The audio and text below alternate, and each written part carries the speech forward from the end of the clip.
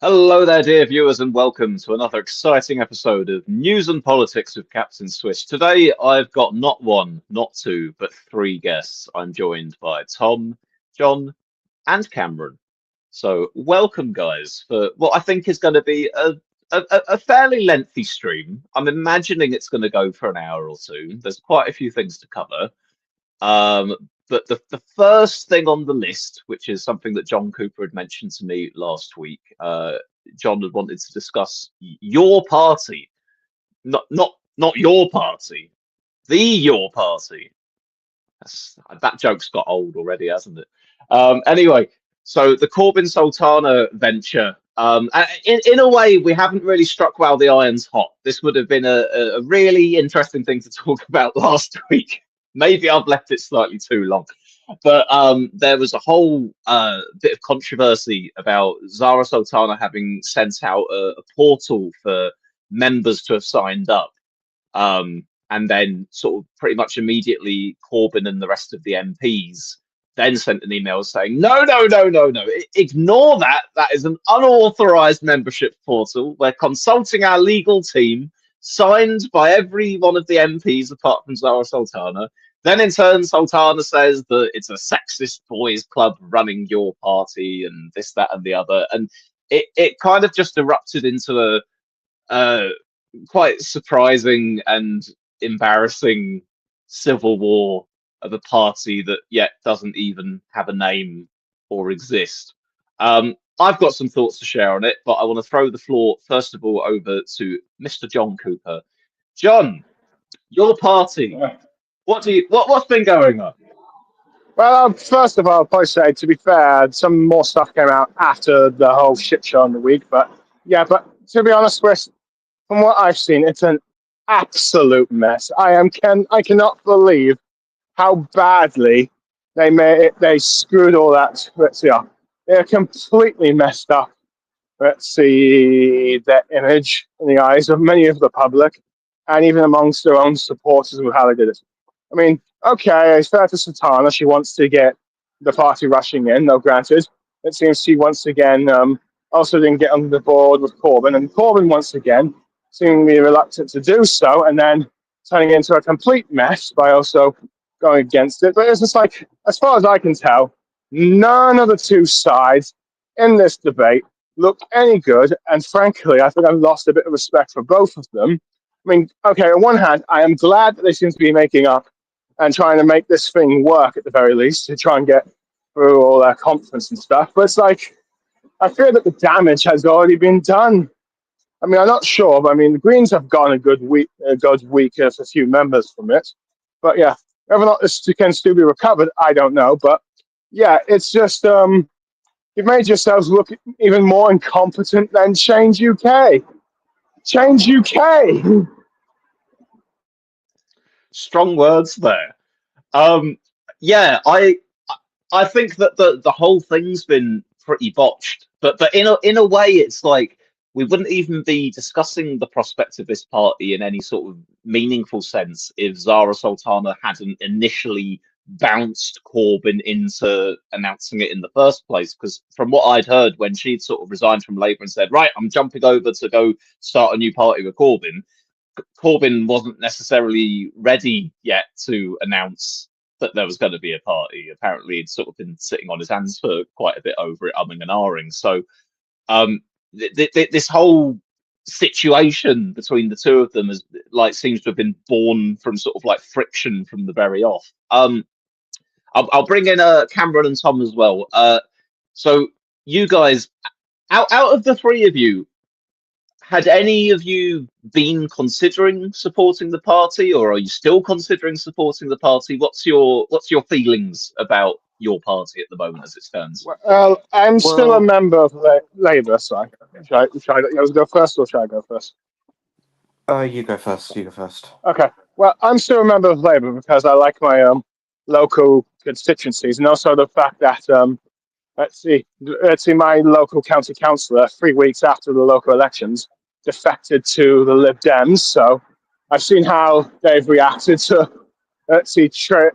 defections like that. So I'd rather not get on anyone's bad side at the moment. At the very least, I do like my local MP, even though he's been removed from the Labour Party at the moment. But so there's that. So locally, I'm fine with where I am. Now, I will admit, if I was probably anywhere else, especially if I was like in say West Street and say, I would be very tempted to vote for the Your Party if they had their independent candidate stand there or something like that. So yeah, but honestly, let's see. Who knows? Maybe if it was like the best option, but at the moment, locally, I'm still supporting my Labour Party and all that. But yeah. Anyway, let Tom and Cameron have the say now. The thing I'd say as well is that the other part that wasn't mentioned there is the party massively factionalized after the Zoltana incident happened. Now you've got a different faction of the party called Our Party, which is basically a membership revolt against both Corbyn and Zoltana because they don't agree with the direction that the two have taken the party in. The disagreement from them with Corbyn is basically his close association with the Gaza independent MPs. Many of them accurately, I would say, regard those people as being far too socially conservative for a progressive socialist political party, and want Corbyn basically to kick them out of the party, essentially, is what they want. But they don't agree with Sultana because they basically think she's not radical enough, and that they need to go further, and they overall haven't liked her style of leadership, so they're against her as well. So the party is split three different ways, essentially. The Corbyn faction, that's aligned with the Gaza independents, whose main focus is foreign policy issues rather than domestic policy issues. Then you've got Zara Sultana and her faction, which is focused on domestic policy issues and being more socially progressive. And then you have the membership, which is unhappy with both of them, but tends to be more aligned with Zara Sultana than they are with Corbyn and the Gaza independents. I know this is a slightly tired trope when it comes to talking about left-wing politics, but this has really got feels of like that Monty Python People's Front of Judea, I knew you were Judaism going to say People's Front that. kind of thing. Yes, The it fact that has. the party hasn't officially launched yet, and they've already split in multiple directions, having infighting. You've got members against MPs, MPs against other MPs, our party, your party, my party.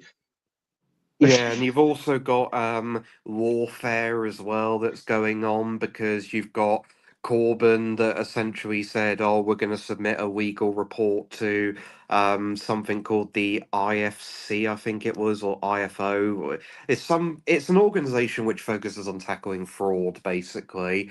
And then Zara Sultana counter that by saying that she was going to get in contact with lawyers to fight that claim that had been put against her. Also, another thing that she did, and I found this quite funny how petty it was, is she submitted or signed on to, I don't know which one it was, a members' motion in Parliament basically banning members of Parliament from being landlords at the same time. The reason she did that is because some members of the Gaza independents are landlords. So it was a sort of an FU basically to those independent MPs over Well, her I think treatment. she has dropped the charges now, just because I think Yeah, both she Corbyn has and I think. dropped them now, but at the time she did put them forwards. I'd like to bring Cameron in for a moment as well. Cameron, what were your initial thoughts about your party, and how do you feel about it currently? I think there's a present need for a new sort of movement, a new way of engaging the political system. I just think there's for too much infighting for any for what you call your party to be effective, and I see it as an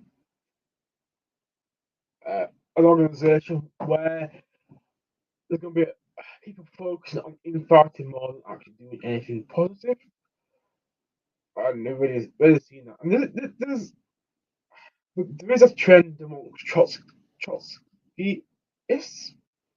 of factionalism amongst each other, and you've seen that already.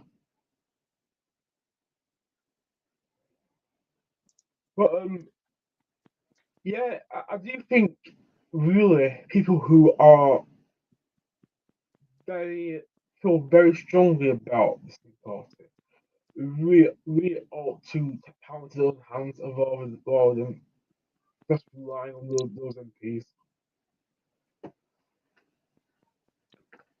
Was it were you considering supporting them, or are they still sort of on your radar as a party that you'd support? Because I know that sort of, well, all of us here in this stream sort of sit on varying shades of the left, from one extent to another. So I'm just curious, sort of like looking at the options in front of us, because I appreciate John's already explained, your feelings about Labour membership and the rest of it, but I think for the rest of us, no one's exactly set on fire by Starmer's Labour these days. So it is interesting to sort of have a look at what the other options on the table are right now. Oh yeah. For Honestly, I'm not happy me, with Labour nationally. for me, I would say regarding support for them, um, it doesn't really matter for me personally because it is exceedingly unlikely that they would ever stand in my seat. But in terms of the overall picture or the overall principle as to which way I lean, my position on your party is basically they are the best of a terrible bunch, but they are pretty bad. If I had to vote for somebody in an election and I had no choice but to vote for a political party, so I couldn't vote independent or spoil my ballot or whatever, I would vote for them, simply because I see them as the lesser of many evils. But I don't like them that much, and I'm not particularly infused by them.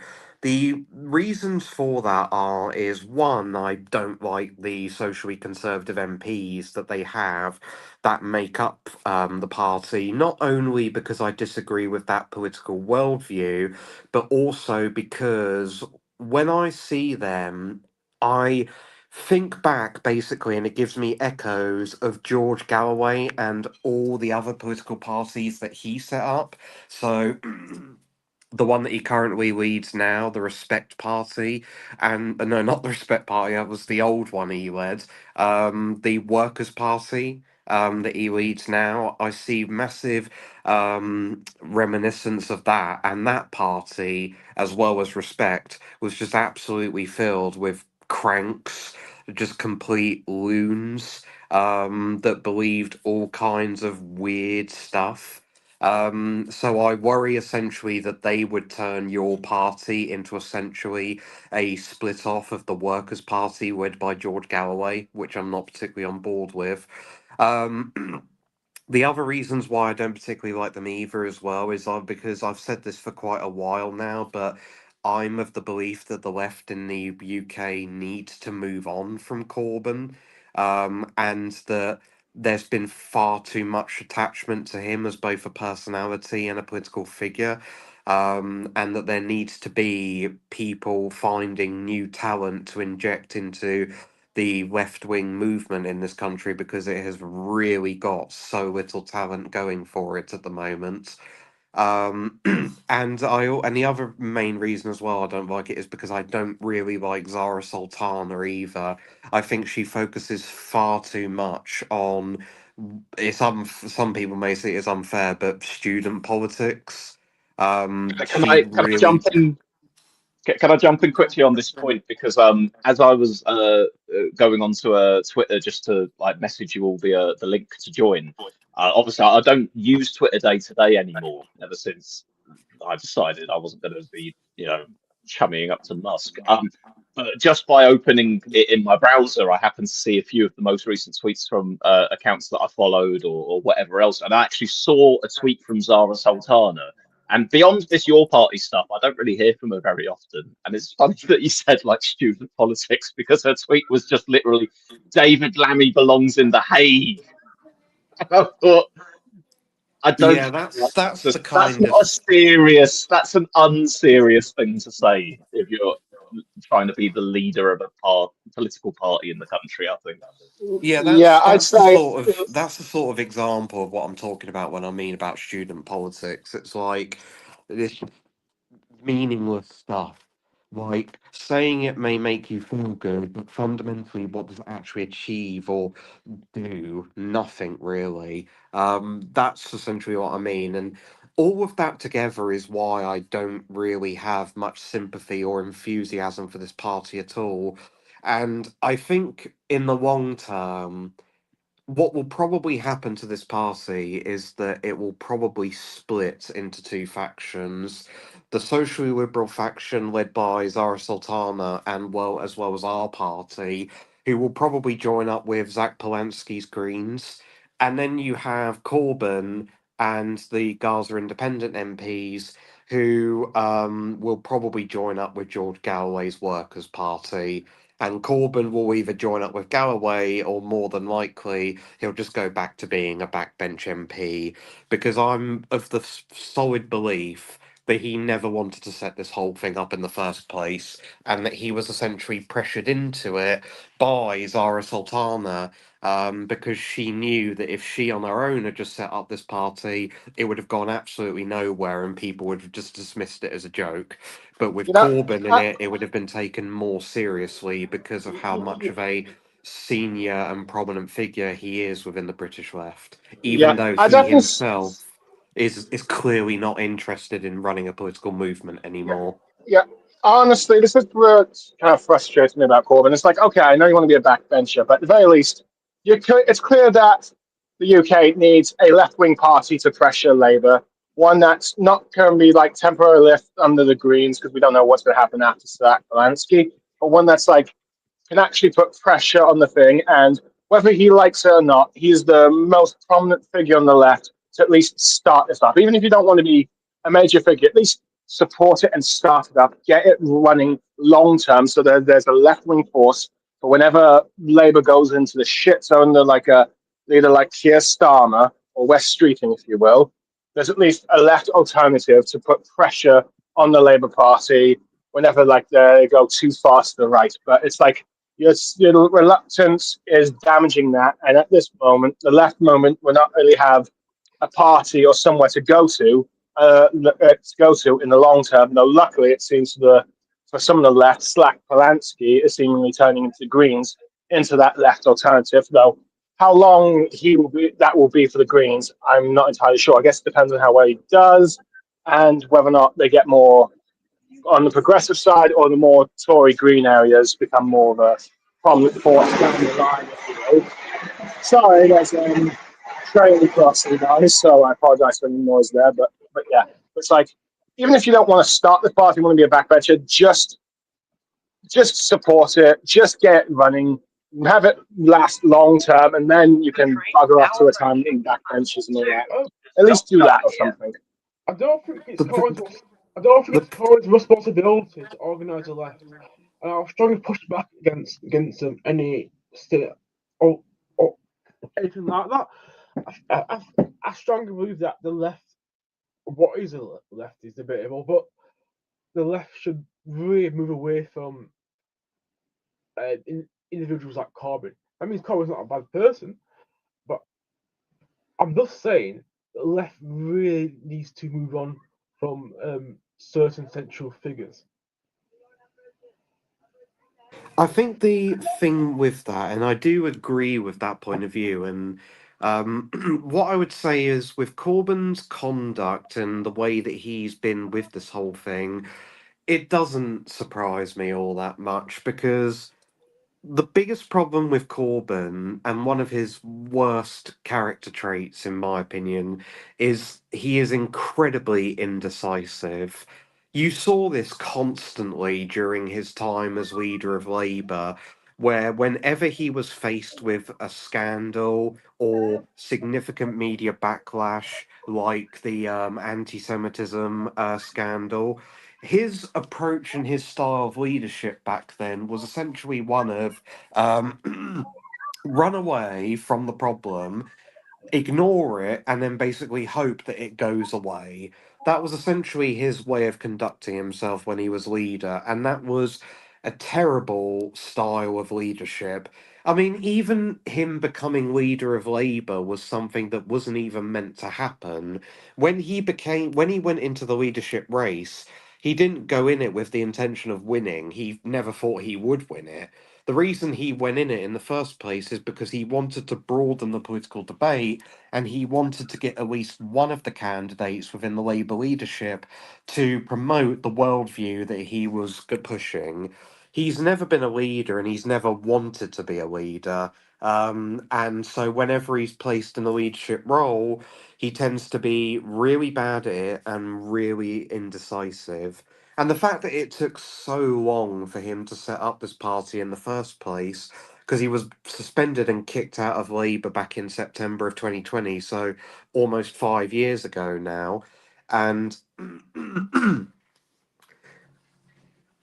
um, and he just wasted his time essentially during that time when he could have used those 5 years to set up a new political movement that could have challenged Labour and shifted them to the left. But he just didn't do that because he was hoping that if he stayed silent, then eventually he would get back into the Labour Party.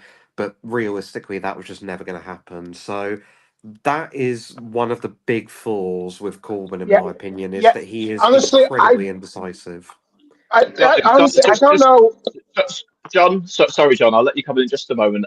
If you guys want to give your last thoughts on this topic, and then I'll read some comments out and we'll move on to another one, okay?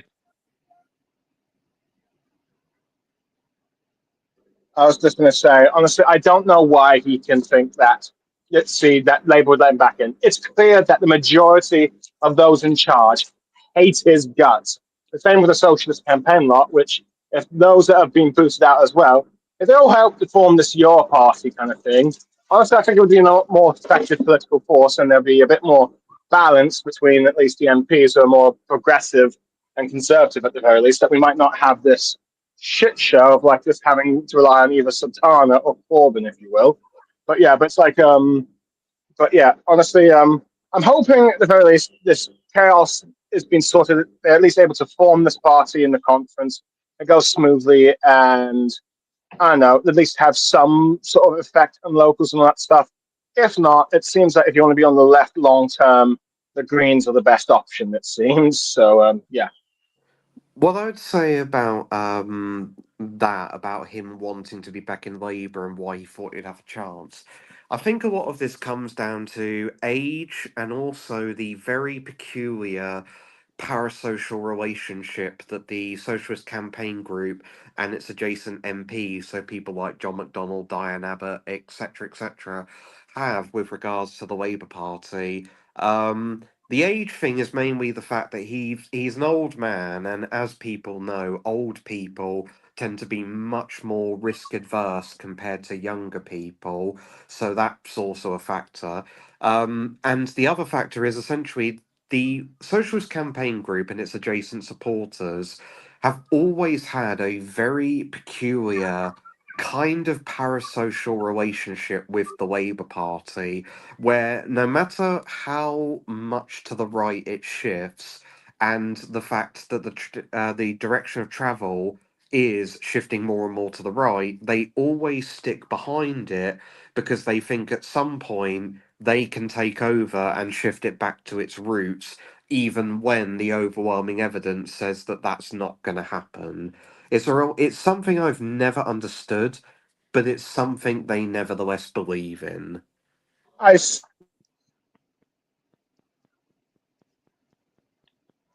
Oh, I think John was coming in there, but he's muted. What's Cameron's hold thoughts on. on it? Okay, sorry, I'm Oh, back now.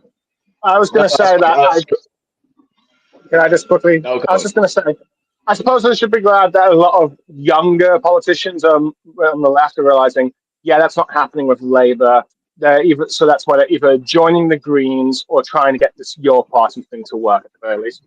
I feel at the very least, younger people at least are starting to realise that at the very least, instead of these old socialist campaigns. And I'll just see if Cameron's got anything he wants to add to that as well. I don't have much more to add other than that. I think a lot of the socialist campaign will not jump on the Labour Party because they're in a very advantageous position in the socialist campaign, actually influencing Labour, and I think they believe that the best chance of them retaining their seats is staying within Labour. So you might, if this Your Party, whatever form it is, becomes a force, you're not going to see maybe one or two MPs switch over. It's not. You're not going to see this huge jump from Labour to Your Party. But also, I stress this again and again. I think all the activists that are passionate about Your Party, whatever this party is going to become, have to stop focusing on what's going on amongst these MPs, because really, if these people bottom, they can organise it themselves, and I think that's what I would say to anyone who wants to be in Your Party. You have to step away from what the MP is doing and organise this thing to what you want it to be, and maybe then I'll maybe consider joining if that's the case. I think, to be fair, that's what the R Party faction is all about. Essentially, organising independently of what Corbyn and Zara Sultana want to have happen. Right. With that, guys, I'm going to read a few of the comments out we've got in the chat here because we've spent 25 minutes on Your Party. And we've got a few others to get through here. I'll just say for my part quickly as well, I'm heavily undecided how I'm likely to vote in the next general election at the moment. I don't know whether it'll be more towards a preference or just trying to block reform. But as things currently stand, if I was going to go for something, distinctly left wing, I'd be more inclined to go with the Greens than I would Your Party.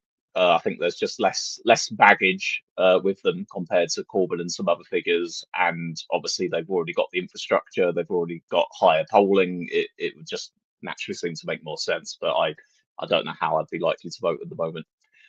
So a few of the comments we've got here. Franklin says, our party in the middle of our autocracy. Shockwave says, in many respects, leaving it this long has meant Yougov's MRP poll has been released. Not good news for the Gaza independence. Greens would benefit from the Corbyn-Sultana split. And that MRP poll, by the way, we will take a look at a little bit later on, along with some polling, because there's some interesting stuff in that. Podge is here as well, says, sup, boys. Shockwave adds more splits than a banana pole dancing. Franklin says, do you think Lutfer Rahman's Aspire will merge into Your Party? Shockwave says, I was considering supporting the party in next year's locals, but I am considering giving it at least one of my 3 votes, next year to the Greens. This is multiple contests you're voting in, not electoral fraud, I assume, Shockwave. Grave Peril says, from the right, we need them to stay together so they can cannibalise some of Labour's vote. And James Fielding says, snap poll, from what you have seen or heard, do you support or oppose the proposal to introduce digital ID cards in Britain? Support 42%, oppose 45%. That is a very big surprise, because usually, whenever the British public is offered the choice of supporting some kind of authoritarian or control policy, they're almost always overwhelmingly in favour of it. So the fact I that knew you've got you. a public being split almost 50-50 with a slight plurality of people against ID cards is really surprising to me. I I think it knew might you were be going to say how that. because I think it, I. Sorry, go on.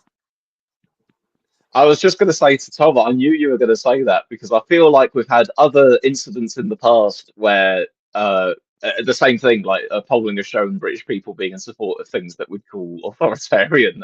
And I think the comment we always make is something like, yes, people crave the boot.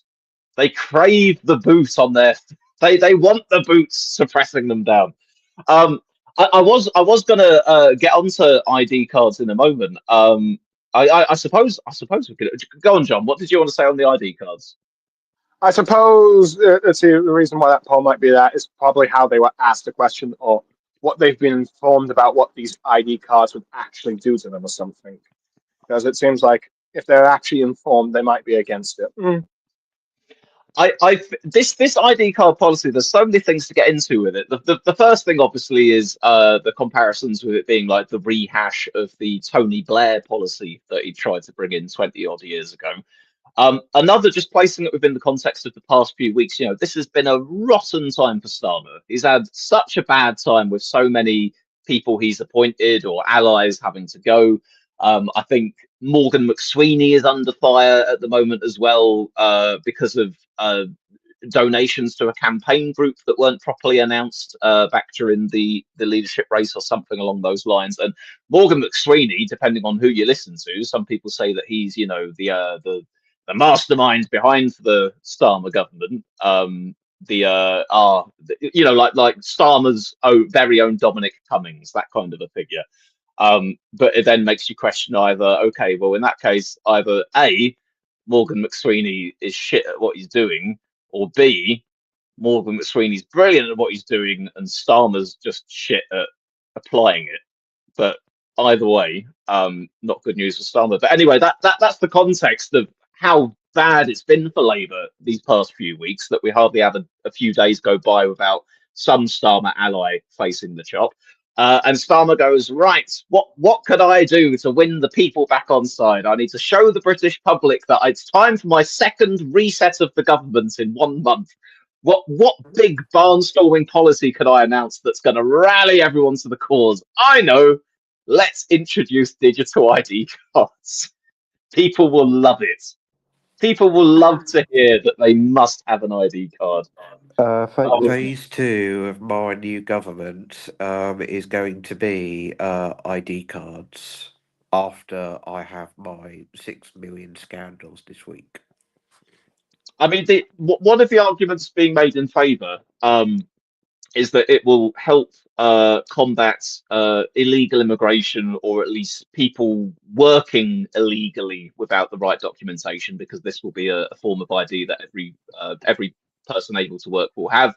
And therefore, if you don't have one of these cards, you won't be able to work, which on paper makes enough logical sense to me.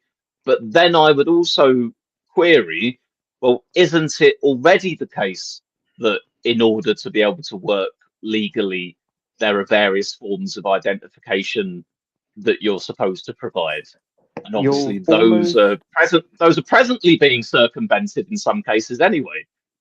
Yeah, I was going to say, I know for a fact at the bare minimum, you need a national insurance number in order to apply for a job. That's the bare minimum of what you need, from what I know, when it comes to identification. So there's already kind of identification methods in place to begin with, and yet somehow they're being circumvented. So would digital IDs really even help? For people that work illegally, it makes no difference. The reason is, if you want to, sort of job, and it's using payroll, you need a proof, an ID, like a passport, or driving license, and you need a proof of address. So if you don't have that, are you really going to use this digital ID? No. It's what this ID really does is has massive implications about civil liberties amongst people that aren't working illegally.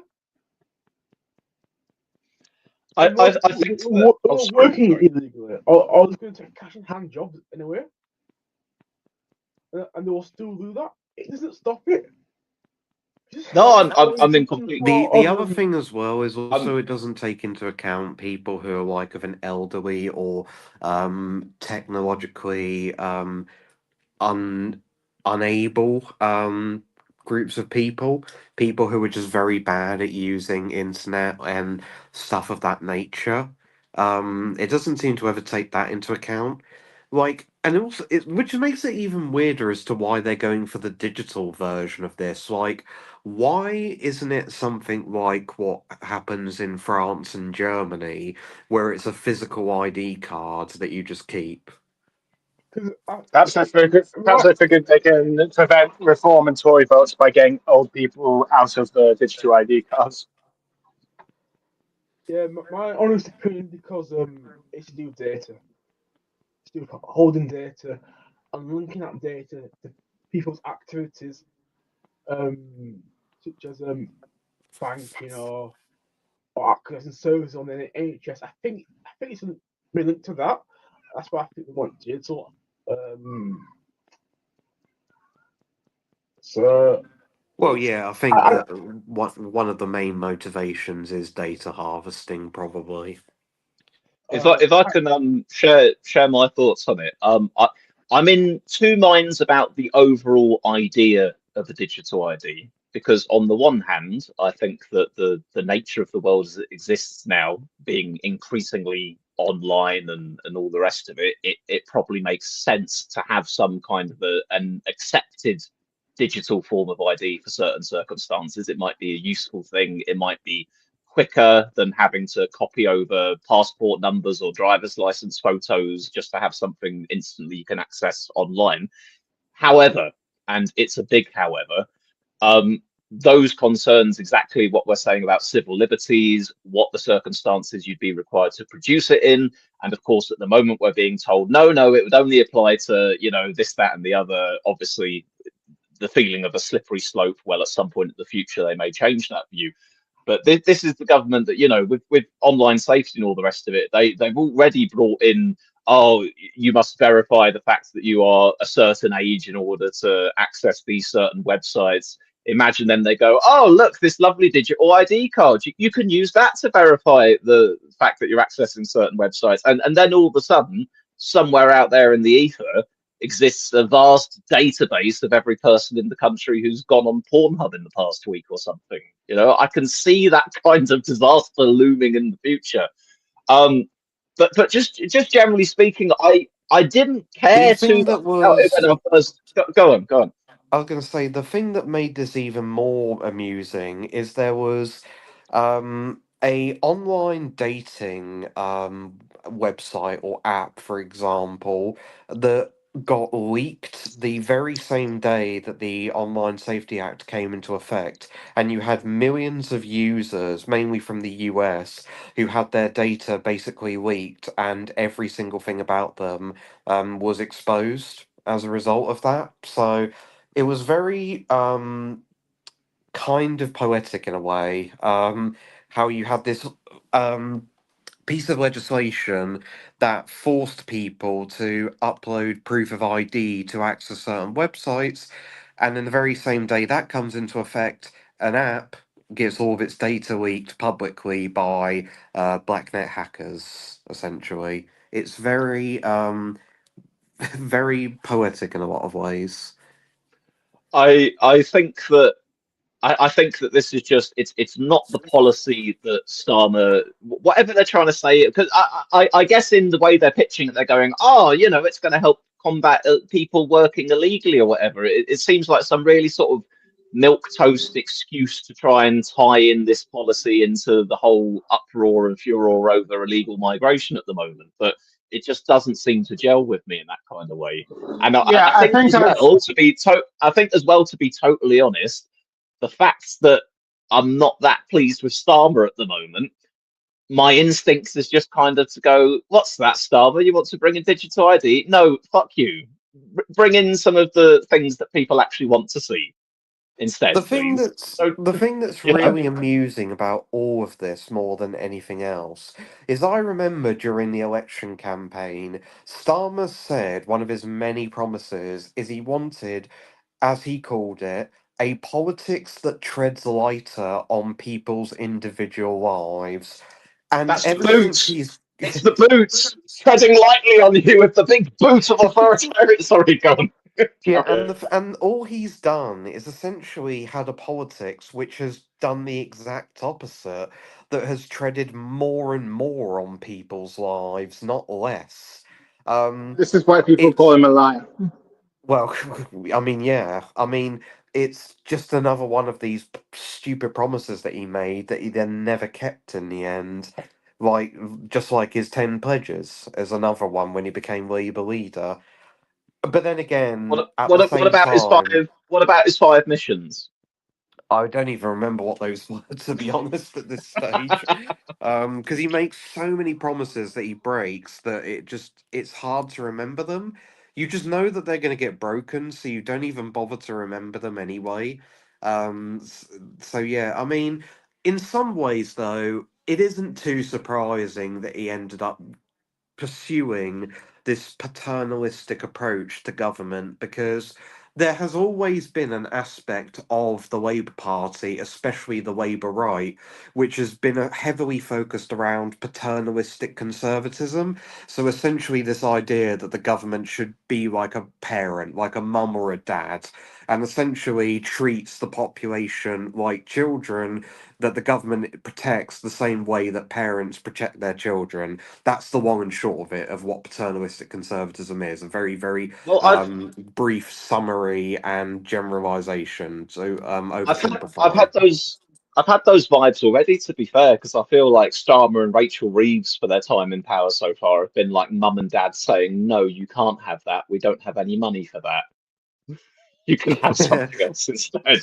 But not only just those two, but it's also been something that has existed across the whole of the Labour right. I mean, when Blair got in, especially from 2005 all the way until he left office in 2007, you really began to see this sort of paternalistic element of the Labour Party crystallise. So the very first time that there was something about ID cards done, it was also done by Blair. And then you also had an act where there was 90-day detention for suspects.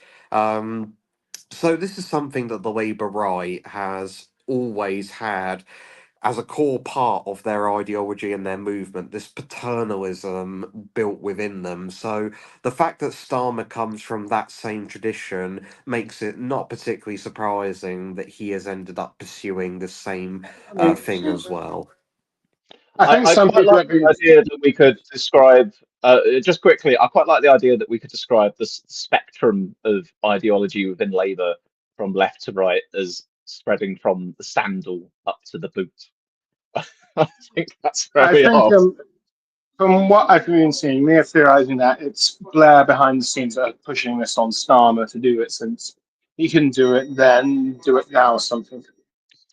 I'd spotted a comment here from Lee Hallam who said Blair has been pushing it for any reason he can think of for 25 years, which I Yeah, think pretty much. supports that case. Yeah, pretty much. That's why I mentioned the thing that he tried to do in the 2000s. He's been really pushing for some form of ID cards in some form or another for a quarter of a century at this point.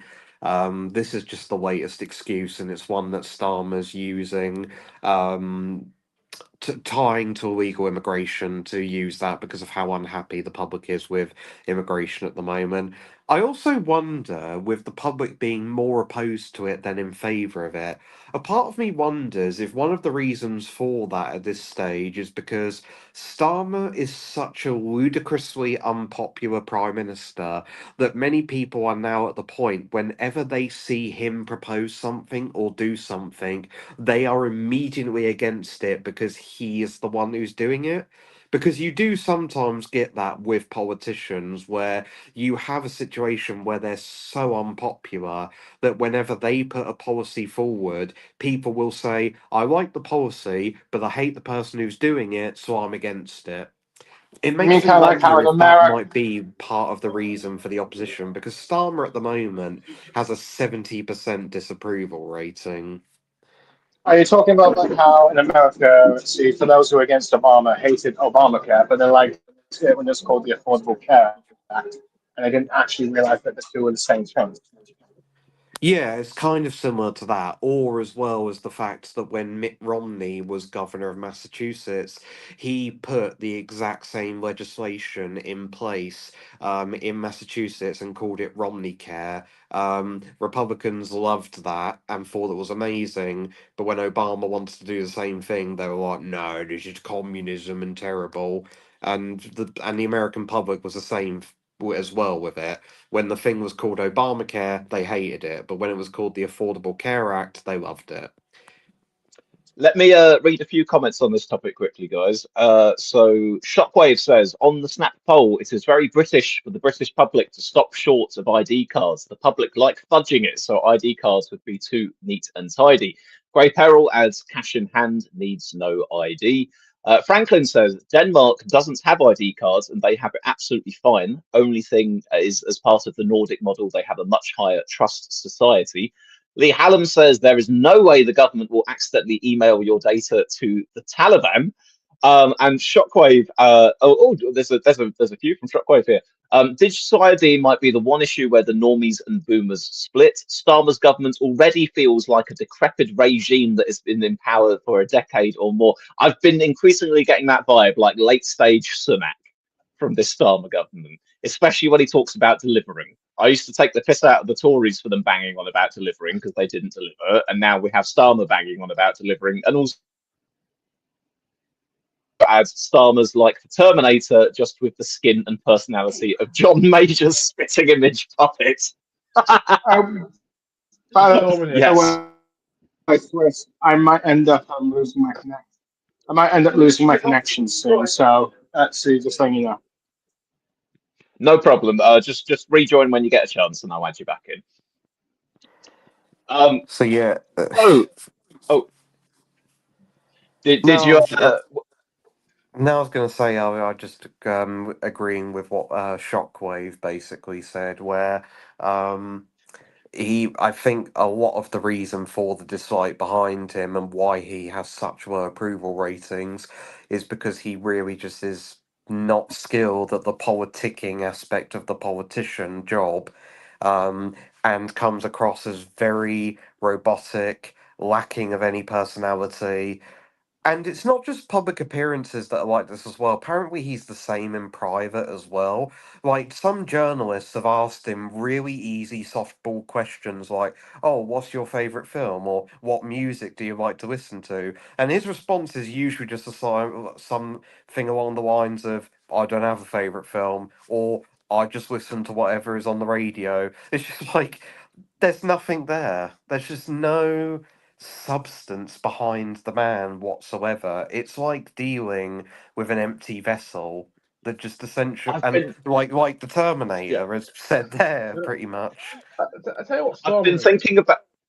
I'll say this quickly. I'll jump to you, Cam. I've been thinking about this increasingly recently, that during the time Starmer was in opposition, my sort of head canon of the guy was, he's playing it safely. He's not going to reveal anything. It's the whole Ming Vase strategy. He's deliberately being as boring and as difficult to pin down as possible because he doesn't want to spook the horses. He just wants to get elected.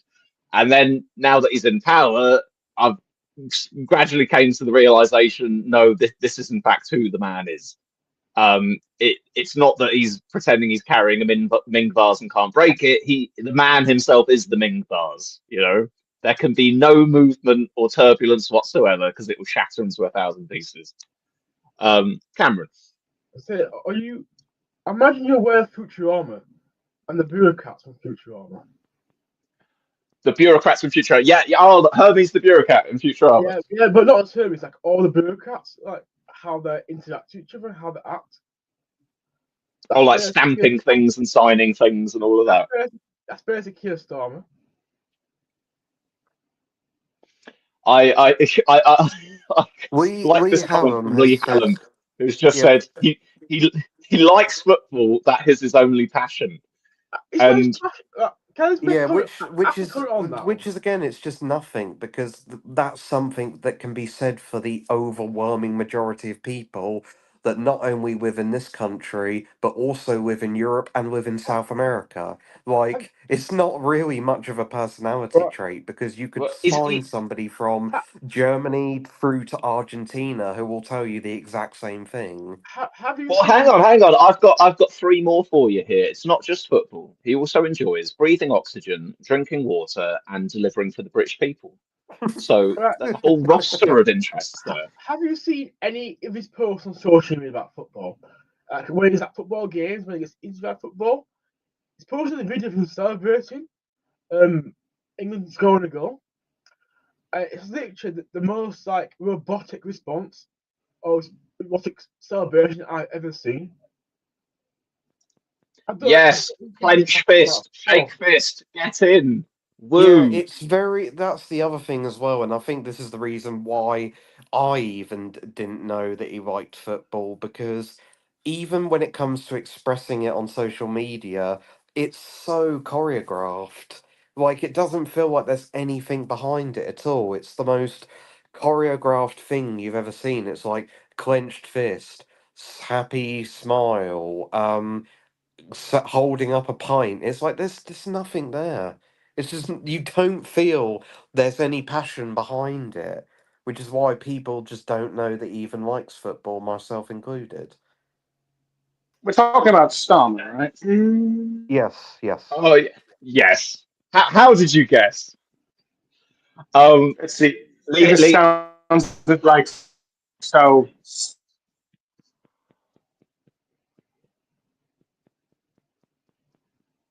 Oh, John. Starmerish topic. Yeah, precisely. Yes. You noticed that we were speaking about a person with a gaping hole where his charisma, personality, and human vitality is meant to be, and deduced it was Keir Starmer we were talking about. I think Lee Hallam has Yeah, and fairly I guess summed it up. Has summed it up fairly well here. He said, basically along the lines of he's Labour's version of John Major. That's the best way to probably so. describe him. He's basically what would happen if John Major was Labour instead of Tory. I'm still here, I think delivering for to the be honest, British I think people. John. I mean, to be fair to John Major, he's lasted a lot longer than Starmer ever did. But yeah, Well, that is but I think true. that's Yes, John Major Well, will almost certainly serve a longer term as Prime Minister than Keir Starmer did. And to be well, honest, I would this. argue as well that at this stage, it's not the case for him when he was Prime Minister at the time, but now I would say that John Major probably has more personality than Keir Starmer for the simple reason that John Major was really, really pro EU and wanted us to stay in the EU. That's whether you agree with that or not, there's at least something there. Starmer on that same question. Starmer was really, really pro EU and wanted us to stay in the EU for a couple of years, Well, for a little bit. when he could use it as a cudgel against Jeremy Corbyn, he was. But as soon as he was out of office, he became a "we're never going to rejoin it in my lifetime" type. So very committed to the cause there. Well, I feel that this is the perfect segue because now that we've all had our collective shitting on Keir Starmer, I think we should draw our attention to another person who's been flinging it his way recently, and that's King in the North, Andy Burnham, who, in a Jen Rickian phrase, is on manoeuvres, as we like to say. Um, the king in the Yes. he's north, basically king set in out the north, a king in the north. king He's in the basically north. set out an alternative vision, hasn't he? He talks about a 50p top rate of income tax, a cut to tax for the lowest earners. He's sort of been setting out a few different little policies and manifestos. No, it's a bit far to say a manifesto, but he said that we should no longer be in hock to the bond markets, which on the one hand has risen eyebrows because people have thought Liz Truss, but then on the other hand has sort of sent a tingle up people's spines as a little bit of economic populism to say, oh my goodness, we can actually do things, maybe. Um, of course, the biggest barrier to Burnham is the fact that he's not currently an MP, and in order to become an MP, he needs to get the Starmer-controlled NEC to approve him being the candidate. So it's a slightly tricky path to see how he manages to oust Starmer, but it has been very notable, some of the shots that he's been firing in the last few days. He also needs to win a seat as well, and with Labour right now being about as popular as The being as Tories. popular, yeah, The being about as Tories. popular, being about as popular as COVID at the moment. Yeah. People, he may very well struggle to win a seat even in Manchester, because the only places really he can win in Manchester is basically Manchester City itself. I think that even Greater Manchester, the outskirts of the place, so like Wigan, Bury, etc., he would struggle there, simply because of how incredibly far ahead reform in the polls is at the moment, and the fact that every single time we have an election, Labour does absolutely terribly. I mean, last night in the council elections, it's not England, so it's a different story, but up in Scotland, there was council by-election for one of the seats in the Scottish Highlands. Do you know how much percent of the vote Labour got in one of those by-elections in the Highlands of Scotland? Go on then. 1%. And that was a decrease of something like 11 or 8 points. So, yeah, they weren't even particularly popular there to begin with, but 1% of the vote is an accomplishment for a major political party. I'll say that much. Just to call back to I was also Futurama gonna again, to do a little joke from there, a um 1% share of the vote, and there is a 1% margin of error.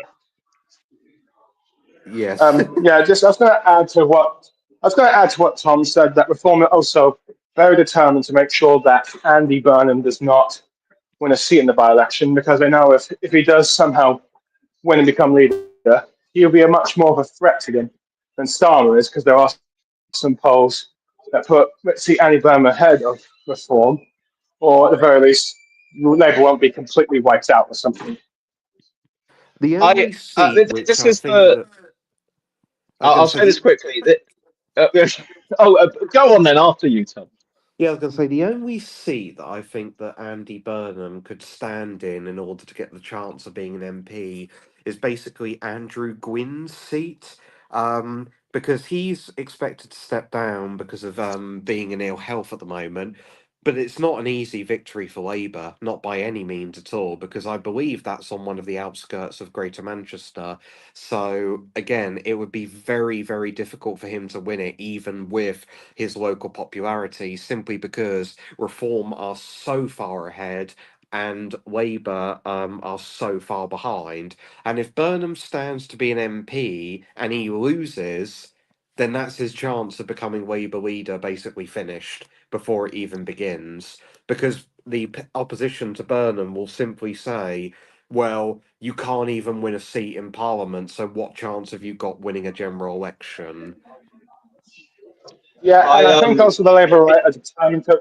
Hold on, can I just say something to this? I was going to say that the Labour right are also determined to make sure that Andy Burnham does not get a chance to go on the seat, because they don't really want him as like the sort of threat to replace Starmer. Because, well, it's like more and more people are getting more eager to replace Starmer. The sooner the better. I think that the thing that I find a little bit tragic about it all is that because of the very obvious difficulties Burnham would have, like being approved to be the candidate for the seat, and indeed not even a dead on certainty that he'd win the seat. Um, that's the situation, and yet it seems like the best hope, the one light in the dark at the moment, as far as Labour's concerned. Like I've never had an overly good opinion of Burnham, especially in the Corbyn years. But to be fair, a lot of things back then were clouded by, are they Jeremy Corbyn or not? I was quite deep into that. But To be fair, Burnham never I kind did of try to ask. hang on, let me finish. But I kind of seen Burnham as, someone that very much moved whatever direction the wind was blowing. There's a joke that circulates around something like a Blairite, a Brownite, and a Brownite and a Corbynite walk into Corbynite, a bar, and it's and, all and, Andy and the Burnham. barman says, Yeah, and the barman says, "What will you have, Mr. Yeah. Burnham?" Um, To be I think fair he's to done a bit Burnham, better since being met. I think he's done a bit better being a mayor of Manchester. It's raised his profile. He's had a bit more political experience. I'm not certain that he'd do an amazing job as leader of the Labour Party or prime minister, but it's beginning to feel a little bit like when those Tory prime ministers were past their sell-by date, where you think, well, surely it couldn't be any worse than the last one we had. And then it ended Go on, up John. being I will worse say, every single time, with the exception of going from Truss to Sunak, because Truss was the absolute epitome of rock bottom. Like, she was the floor because of how bad she was. she will no doubt be the worst prime minister in our lifetime just because of how badly and how quickly she mucked everything up. Almost But, certainly, yes. yeah. But I'd probably just want to say, to be fair to Burnham, in terms of the Corbyn years, he is one of the few MPs that didn't try to oust him in 2016, even if it's just like not to cause party infighting, if that was his reason. Granted, yeah, he buggered up for the mayor thing, but at the very least, he wasn't one of those, let's see, politicians that was actively trying to undermine him at the very least. The other And he thing that didn't would support be, Starmer in the leadership race, which is another plus for him. There'd be some yeah, appeal he on Andy didn't. He Burnham. supported, I think he supported Nandy, to be leader, if I Oh, remember I thought correctly. it was Long Bailey. Might have been. I thought it was Nandy, but it could have been Wong Bailey. I, I'm not dead certain myself, but anyway, He- But what it what I wasn't would say Starmer. is that the other thing that would also be yeah, bad for the other thing that'd be bad for sort of like the Burnham people, the Burnham faction of Labour, would be essentially a double loss, because if Burnham ran for an MP, I believe he would have to stand down as Mayor of Manchester in order to go for it. So if he lost the MP seat, then Labour would also very well potentially lose the Mayor of Manchester as well, because Burnham is a large part of why Labour still holds it by such a huge amount. And if he stands down, then it could be really competitive, because you would have Reform win all of the outskirts of the city, and then Labour would be winning the city itself, and it'd be a very tight race between Reform and Labour if they would go for it. And if the Mayor of Manchester was lost to Reform, that would be the definitive end of the Burnham faction, because it would be a devastating loss for them.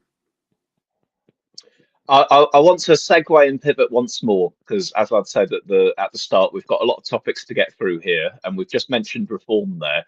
I feel as if there's been, I don't know if I'd call it a shift do or you want to talk about maybe the even deputy leadership? Nah, because it's boring. Nothing's really happening with it. the front runner I is a have seen Burnham on ally. Times There we go. Radio. Bish, bash, bosh. I have, What? yeah, yes, I do. I will admit, have seen a bunch of Times Radio stuff of people starting to call out Andy Burnham and like, is he being too impatient? Is he taking too long? That sort of stuff. But I'm not sure if they're like Starmer allies or not. But yeah, go on. Well, what I was going to say about Reform and Farage is that in the past few days, obviously, Farage had announced that he wanted to scrap the indefinite leave to remain and require people to get new visas when it ran out, but that there'd also be much stricter restrictions on which people were permitted to stay in the country. And then I think you also had him being asked about the Donald Trump paracetamol claims, which is, the typical MAGA, Kennedy bullshit Is about any old scaremongering.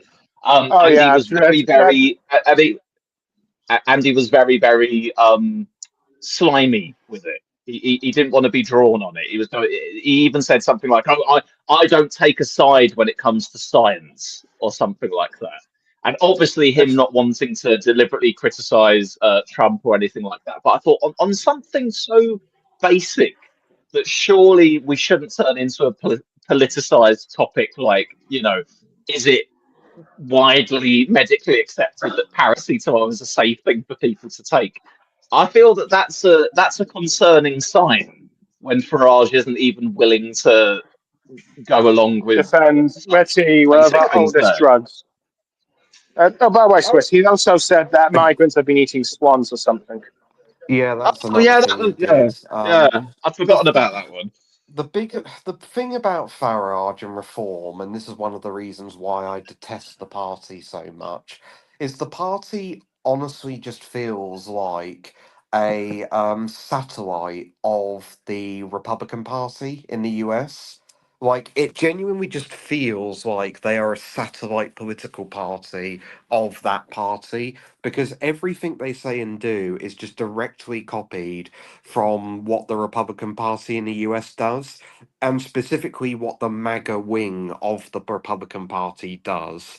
Like, because everything that he is doing and saying is just identical to what Trump said during his election campaign last year. The Swans thing is identical to him saying that there were people in Springfield, Ohio, eating dogs and cats. The thing about paracetamol is just again a copy of what he said about Tylenol.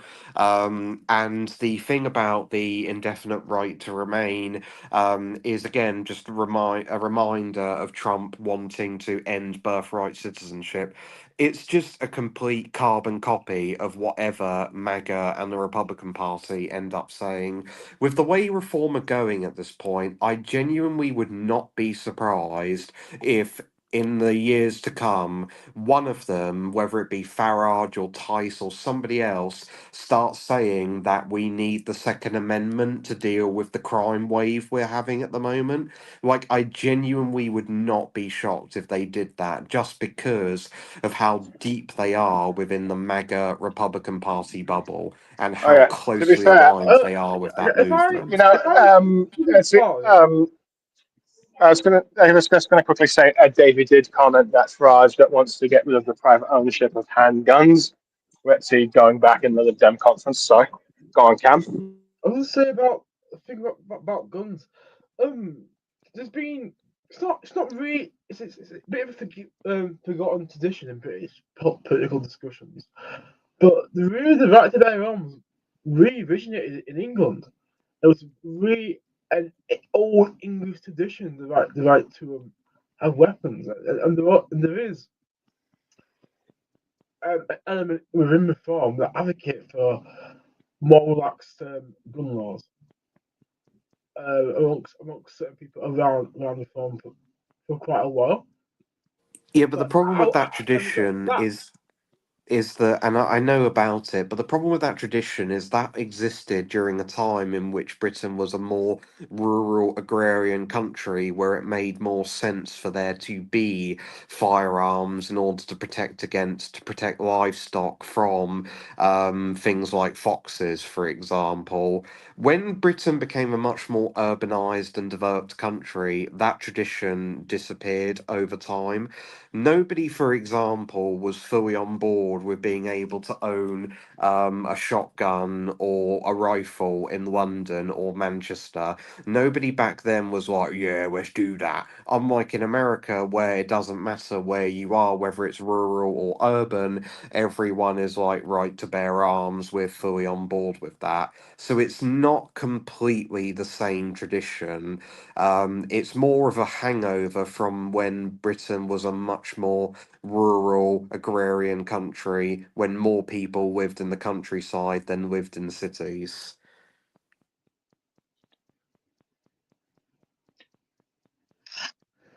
I think for my, I mean, I realise that we've drifted a little bit because we're discussing guns, but just my 2 cents on that. I think I'm a if it ain't broke, don't fix it kind of thing. I'm perfectly comfortable with the existing situation as things are now, as it has been for my entire life. I I don't obviously I don't take the argument that if guns were to become more commonplace, we'd automatically turn into the United States with their relationship with guns, because there are a lot of European countries that have much freer gun laws and they don't have the same problems as the US. But at the same time, things seem to be fine at the moment. I don't I don't think that there's many people in this country crying out for, please, for the love of God, let me have a handgun. Why can't I have a handgun? Especially when you think about, the issues we've got at the moment in cities with people stabbing each other. It's probably better that people who want to do harm to one another are using knives rather than guns, if you had to choose. But anyway, Lee Hallam has said Farage opposed the tightening of gun laws a couple of decades ago. A couple of years ago, that doesn't add up to supporting US-like gun rights. Greg Perrell says, I don't feel the need to have a gun in London. I just wanted to ask one thing. Yeah. Sorry, I just want to ask one thing. It's just like one thing I'm just wondering, since Farage is acting so Trump-like, you'd think that would put him off the voters because generally the public does not like Donald Trump. I think the main issue really is basically the only reason why Reform is doing as well as it is, and why Farage is sort of taken on the Teflon Don moniker, and that's been extended to Reform more broadly, is basically because of how much the public conversation and public focus is on immigration at the moment. Like, if it wasn't for immigration, Reform would be polling about as well as the Tories are at the moment. It's only because of immigration being such a major political issue and Labour just being so terrible in government that people are shifting to Reform despite the red flags that are so obvious and evident within the party.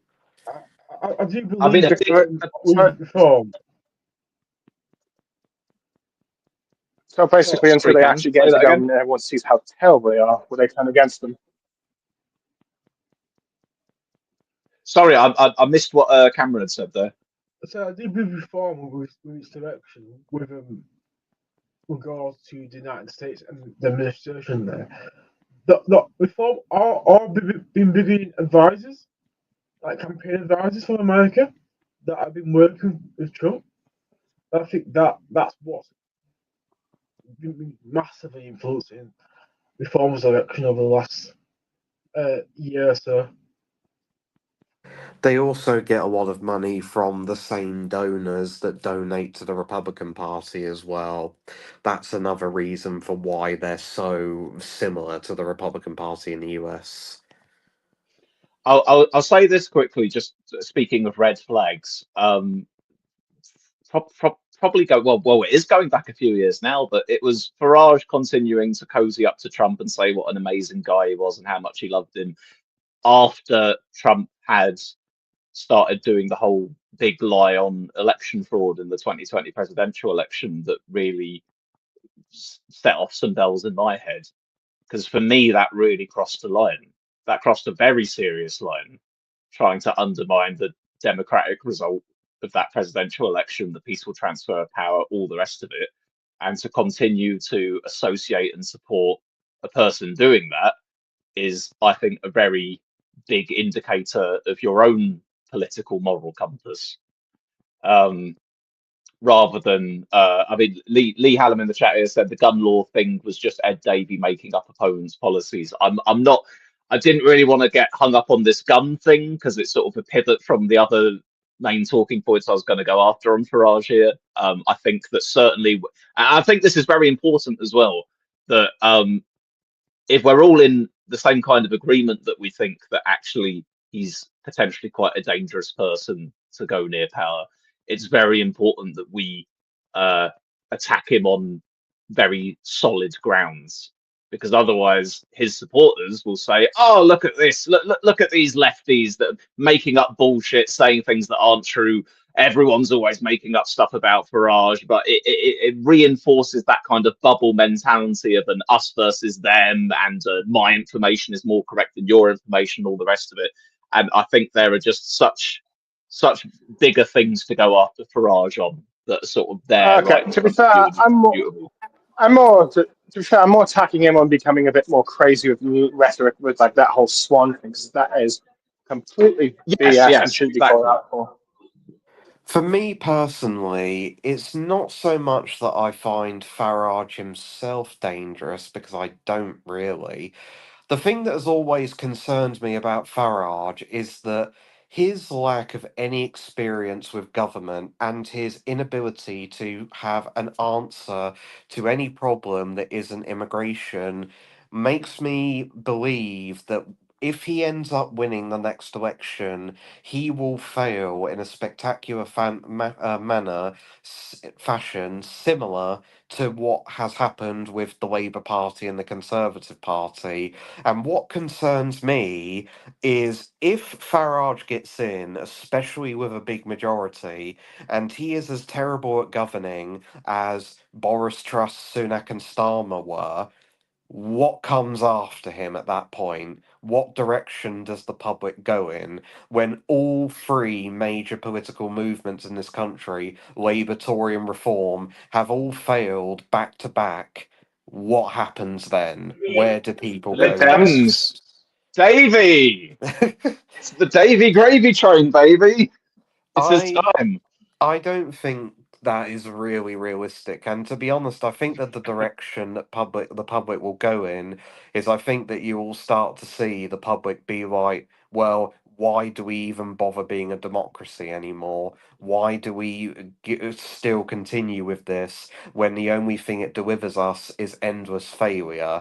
Why not let's have a full-on strongman leader come in who grabs the whole political system by the horns and pulls it in whatever direction they deem appropriate. That's the concern that I have about Farage more than anything. That if he fails in a spectacular manner, like I think he will do, then I think that you will get anti democratic forces rising up and being like, we need a strong man to rule over us. Basically, somebody like Putin or somebody like Nayib Bukele, as an example. You always imagine the worst situations.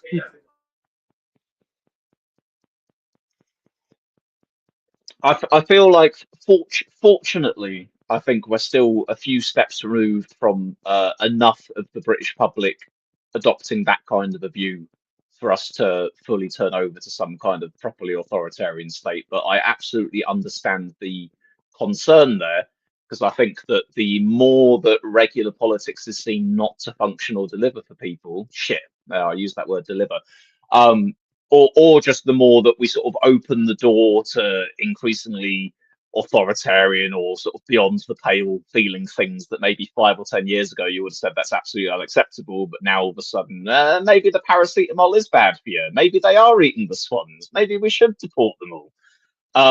Where does that end up leading? um but it's painful in a way that it doesn't have to be this way. If they could just get a grip, this government, and go after some of the key problems. And yes, immigration is obviously something that any left of centre political party finds a squeamish topic to talk about, because there's that feeling that to go after it or to say that there are issues related to it is coated in some form of xenophobia or racism. But I think if you could create a distinct enough dividing line between saying, look, there are problems with illegal crossings of the channel and all these people being put up in hotels, or just the overall numbers of people coming to the country. That doesn't necessarily mean we need to scaremonger and fearmonger and talk about how everyone who wants to come here is a criminal or a bad person or anything like that. It's just a simple matter of, what is the current situation? Can we sort it out? If only they could get a grip on that kind of thing, and maybe, uh, rather than introducing ID cards, instead scrap the winter fuel changes they made. Or build some fucking council houses. I don't know. If they could just go after some real bread and butter policies that actually a lot of the public would like to see, if they could stop being shit, basically, then we wouldn't have to be staring down the barrel of Prime Minister Farage. It doesn't have to be this way. But unfortunately, we are just being let down time and time again. And there are plenty of people out there who are going, well, why not roll the dice? Why not try this other person? Why not do something else? Because clearly what's happening at the moment isn't working. But we need the people in charge right now to get a grip and actually start doing some stuff, or we need Starmer to get out of the way for someone who can, because otherwise that is the route that we're headed down. Just quickly, I realise that I've been monologuing for a while here, but I just want to respond to Retro Gamer UK in the chat here as well, who says, "Have to say, I totally disagree that Farage is some dictator. He is literally a politician trying to win an election, and nothing he has done suggests he wants democracy dead. It's obviously what we need, and naturally that's why we are voting in droves to finally get it." I will say, Retro Gamer, that I don't view Farage as a dictator. I'm not trying to compare him to a Putin or a North Korea or anything along those lines. What I am saying, though, is that I think that Farage is quite willing to wade in the pool that subverts democratic norms. I feel that through his support and association with Trump, who rejected the result of the 2020 election, through his willingness to cast doubt on basic settled scientific facts or start silly rhetoric about people eating swans and that kind of stuff, it's that kind of stuff that concerns me about Farage, because it makes me think he's willing to say and do all kinds of things that really don't belong within the mainstream political discourse in order to rally his base and to win support. And that is the key concern I have, because I think that's an indicator of his character. I'm certainly not attempting to paint Farage as being the same as a Putin or something, but nonetheless, you don't need to be a Putin or a Hitler to still be considered dangerous and not something we'd like to see. I mean, Also, my I'm pissing on opinion, as I said Tom was. before, go on, go on. I was just going to say, I think what Tom was saying is that Farage is not that, but he could be so bad that people then will resort to the authoritarian figure after Farage. Yeah, that's pretty much the opinion that I had. I've not said that Farage is some dictator in the making. As I said explicitly, I said that if he gets in and he fails as badly as Labour and Tories have done, then I think that after him and after the public have grown tired with him, the next direction that they will move towards is a right wing authoritarian strongman who will just be like, yeah. The whole reason why we can't build the council houses, why we can't do anything about immigration, why we can't have an economy that grows. The reason we can't do that is because we're a democracy, and democracy is a hindrance to all of this. So it needs to go, and a strong man who grabs the political system by the horns is the one to fix it. Essentially, that's the concern that I have if Farage gets So in and is a basically disaster. electing Tommy Robinson. Well, not him in particular. I won't single out a single person as to who that might be because I don't know who it would be.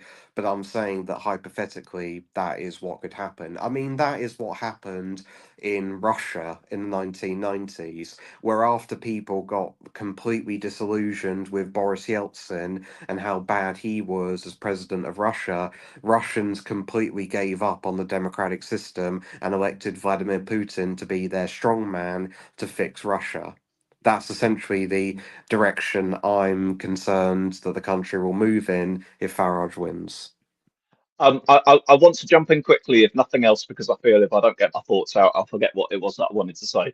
I just want to read another comment from Retro Gamer here. It says, "Oh no, I didn't think you were saying that Farage was a dictator. I just wanted to get that out there. We know he is not Trump, but I get you. I think he's different to Trump." Also adds, "I think a minority would resort to that after Farage, but this is the UK." Lee Hallam says the problem, Swiss, is that democracy has been totally undermined over 25 years in placing power that Parliament used to have in the hands of unaccountable people. And I think that is a fair point to be made. That time and time again, sort of anecdotally, prime ministers who write their memoirs or whatever else, they talk about getting into power and trying to pull levers that they discover aren't attached to anything and can't do anything. Oh, indeed. And Lee Hallam just adds here, Labour is now finding you could win an election, the rules all new, but they can't do a thing. I do want to say this. This is a slight tangent here, but what you've said has reminded me of this. There is actually a Labour policy that they've introduced recently that I like. Yeah, I know. This isn't just the shit on Labour show. There is one thing they've been talking about: placing more power in the hands of people locally to decide things like, do they want vape shops and betting shops and Turkish barbers and all the rest of it to be cropping up in their areas to have more of a say over some of the planning and decisions being made in their local areas and high streets.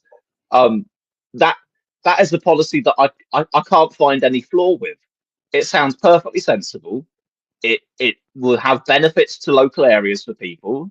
It would arguably move the dial in a better direction than things presently are. I think it's good. I just wanted to get that out there quickly and say there is one thing I've heard from Labour recently that I thought has been all right. But coming back to this point that we were on before, we are in this situation of a sort of malaise of time and time again, whether you're left wing or right wing or just a regular person with regular opinions who isn't even that politically engaged. There is a feeling that things are just not working. Things are gradually getting worse rather than better, and no matter who's in charge, things remain the same, and we need some change. And I can absolutely understand why that kind of a feeling is the catalyst that would drive people towards reform and Farage.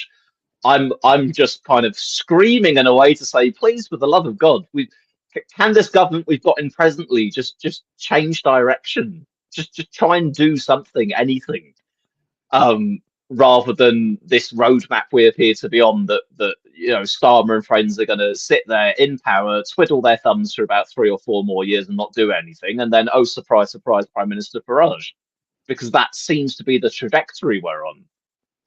Certainly, if that Yougov MRP polls anything to go by. And yet, what's the response? Oh, we will combat illegal migration and people working illegally by introducing ID cards. Yes, ID cards. That's what the people want. Oh. Lee Hallam says, is that to decide or just to consult them? If it's the latter, it would just be cover for what they have already decided. That's a fair distinction to make, and off the top of my head, I can't tell you.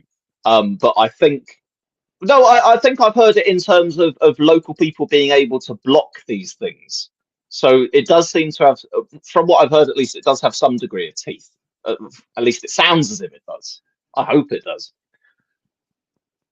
Sorry, I'm getting off my soapbox now. I realise that every time I've got the mic, I'm just ranting about how, please, can we sort some things out and be better than we are?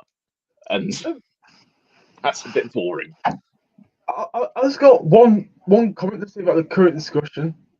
I'm gonna go a quite famous quote. Sometimes democracy gets it wrong. Hey, very nice.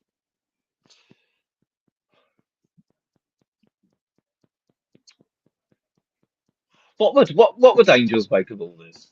I do think sometimes if she was still around and on the streams, like, she would go on some amazing rants against some of this bullshit.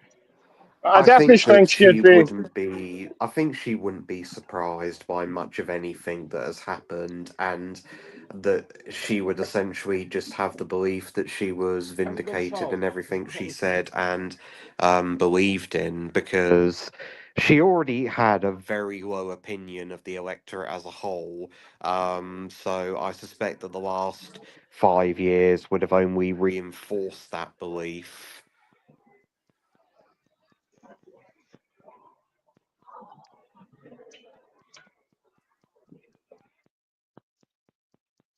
I definitely think that she'd be probably very critical about how quickly Starmer has lasted a bit longer. I don't think she was ever a big fan of Starmer, to be honest.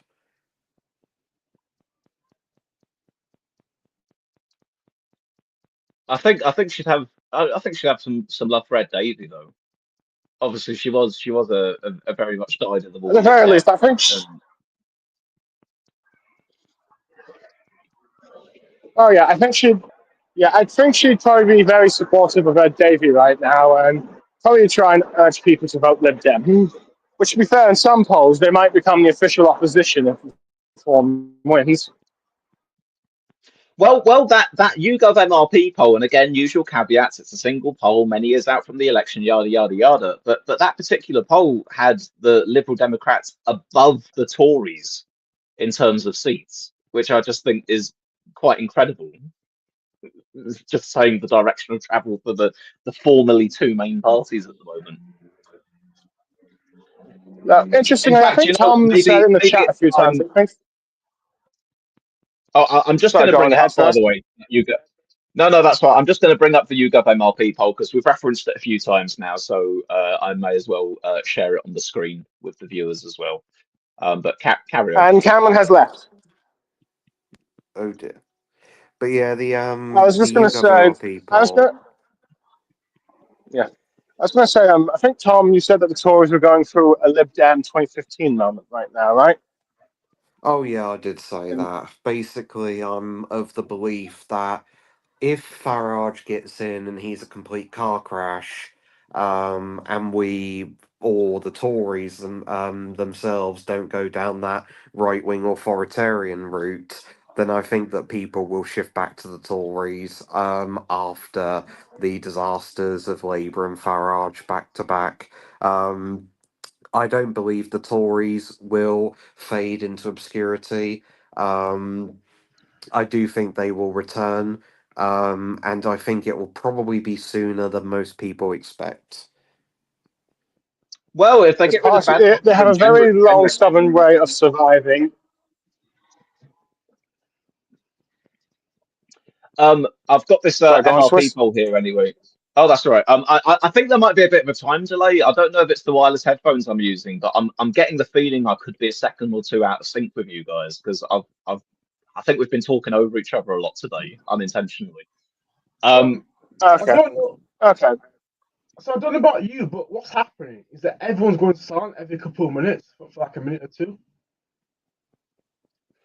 Which is great for the viewers. I'm sure they're loving all the dead air. Yeah, they might assume that we're taking a bit of a. I think they might be thinking we're taking a breather or something. Right, I'll read out some of this poll anyway. So second Yougov MRP poll since the 2024 election projects Reform UK would win 311 seats, just 15 short of a majority. So the headline numbers of seats then would be Reform on 311, Labour on 144, Liberal Democrats on 78, Conservatives on 45, SNP 37, Greens on 7, Plaid on 6, and the others on 3. So clearly, were this scenario to pan out, you would end up getting a Reform government. When you factor in like the Speaker and Sinn Féin MPs and all the rest of it, I think that places them sort of within working majority kind of distance, or at the very least, you know, nobody else could cobble together a majority. Yeah. And in many ways, they would either have nailed on thing that they'd end up winning. Sorry, in ways that with this poll, they would either have to somehow make a deal with the Tories or maybe the DUP, depending on how many seats they have or something. If that is my best guess, in terms of like if they had that as a minority, because basically it's kind of like Theresa May numbers. It is quite similar to that, yeah. But what's interesting about this poll actually is that obviously MRP polls much larger sample sizes, so generally thought to be somewhat more accurate than your standard sort of 1,000 people poll snapshot. It's got Reform on 27%, Labour on 21%. That is actually a little bit closer than what most of the other polls have been saying. Which is probably worth taking note of, because quite a lot of the other polls I've been saying have had Reform in sort of like the low 30s, and some of them even Labour dipping to being closer to the Tories in vote share there. I will also add, though, that the field work for this MRP poll was conducted over the course of basically a month. So any shifts that we've had in the past few weeks are probably going to be somewhat diluted. Lee Hallam adds that Yougov are consistently the lowest for Reform and the highest for the Lib Dems. Okay, so that's worth saying then, that Yougov have form with placing Reform lower than the other pollsters anyway. So maybe I shouldn't be too surprised by that. Yeah, Well, who surprisingly, knows? they always put the Lib Dems at a very high position. I, No, I'm gonna it may. Sorry, go on first, Cam. as I say, what I criticise this about is independence. I think it really probably takes into account the fact that independents are going to have the next election. We saw last election. We saw how many independents got elected in the seats that are not expected to win. So I suspect there will be much more independence in if there was an election today. There's so many cases where there's like a Labour MP and like an independent candidate only got a few percentage points away from winning. To be fair, this poll might be a bit of an outlier. Granted, it could be that they're underestimating Reform in some sense and overestimating the Dems, as that usually used to be a habit when it came to like the Lib Dems and polling. I think even David Cameron commented that in 2010 election or something like that. But I suppose for those who don't want Reform to get a majority, this I say poll at least give them a sigh of relief that they won't be able to do all their crazy, absolute dodgy stuff if they don't have a majority. But still, at the very least, I say if Labour get this result, I never want to hear 1935 from a Blairite ever or Starmerite ever again. I do wonder if it's something a scenario like that, where the Conservative Party, because there's a lot of Conservatives, a lot of former Conservative MPs who are good for working reform. I do wonder if they would do that and put them up. I think there would be enough that would be willing to do so. Certainly, if you look at the alternative being, if some kind of a right wing coalition or confidence and supply couldn't be sorted out, then the alternative would be some kind of a progressive coalition instead. They'd probably throw their lot in with the people that are more similar to them. Probably wouldn't. Well, I don't think that would really be enough looking at that poll because it would, when you combine the Lib Dem and Greens together, you only get about 230 odd. Yeah, I mean, I'm talking in sort of ranges here to say, maybe this MRP poll, but 20, 30 seats either way, the two blocks that you'd add up, depending how you'd put it. But yeah. Well, who knows? There could also be like a national government of unity, which is like all the mainstream parties, but no one wants to do that unless we're in a world war. Guys, we have been going for about an hour and a half now. I'm beginning to feel just the slightest bit of streaming fatigue here. So what I will ask you, are there any other things that you wish to bring up or discuss, either related to what we talked about already or anything separate? And then we'll probably look to wrap up the stream within the next little while. I'd like to discuss it, and perhaps on a bit of a fun topic, the South Park episode that came out this week. Oh, yes. Well, South Park have been on form recently. Now, I'll say this to start with. I've not seen the South Park episode that's come out this week yet, but I have heard about the content of it, namely the fact that they go after both sort of lampoon the whole Jimmy Kimmel censorship type thing, but then also they've got a bit with Kyle's mum going to Israel and telling off Benjamin Netanyahu. But do you want to explain what was in the South Park episode then? Okay, so the episode basically started off about online apps, some gambling, all that stuff. Will someone do this or that, or will we have that and thing? And one of the bets ended up being, will Kyle's mom blow up a Palestinian hospital? Of course, Kyle, Jewish, who was also like the stand-in for Matt Stone, who was also Jewish, gets outraged, doesn't want people to say compare Jews with like Israel and all that, and it's a much more complicated conflict. But as a result of him doing it, because most people at first did not think Kyle's mom would do that, but the more Kyle gets outraged and rage bait by it, let's see more people vote yes to it. And Cartman, seeing an advantage to make some money off this, let's see further fuels Kyle up and also getting people to believe it a bit more. That eventually it reaches Kyle's own mother, Sheila, let's see, who's always been a bit of a a character standing to try and ban certain things.